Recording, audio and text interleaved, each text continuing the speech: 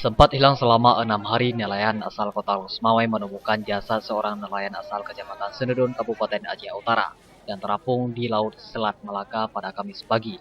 Tim gabungan dari TNI, Angkatan Laut, Polairut, dan SAR langsung menuju ke lokasi untuk mengevakuasi jenazah korban ke dermaga Desa Pusong, Kota Losmawai, Provinsi Aceh. Lalu tim gabungan dari TNI, Angkatan Laut, Polairut, dan tim SAR berhasil mengevakuasi jenazah seorang nelayan bernama Rajani, asal desa Olerbe, Kecamatan Senedon, Kabupaten Aceh Utara, ke dermaga tempat pendaratan ikan Desa Pusong, Kota Losmawai. Jasad nelayan yang hilang sejak tanggal 27 Agustus lalu akibat terjatuh dari kapal motor ditemukan oleh nelayan Losmawai yang sedang mencari ikan berjarak 14 mil dari Laut Aceh Utara, dan kemudian melaporkan penemuan jenazah ke pihak pencarian untuk segera dievakuasi ke darat. Setelah beberapa jam kemudian, jenazah tersebut berhasil dievakuasi petugas gabungan dengan menggunakan speedboat ke dermaga TPI Pusong, Kota Losmawai.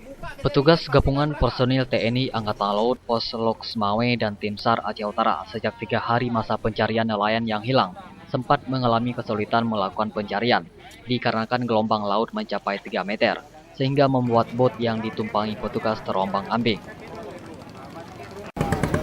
Tadi pagi tanggal 1 September sekitar jam 7 pagi kami menerima informasi dari nelayan Bot Raisa bahwasanya di sana ada sesosok mayat yang diperkirakan terapung di laut sekitar 12 mil dari Senedon.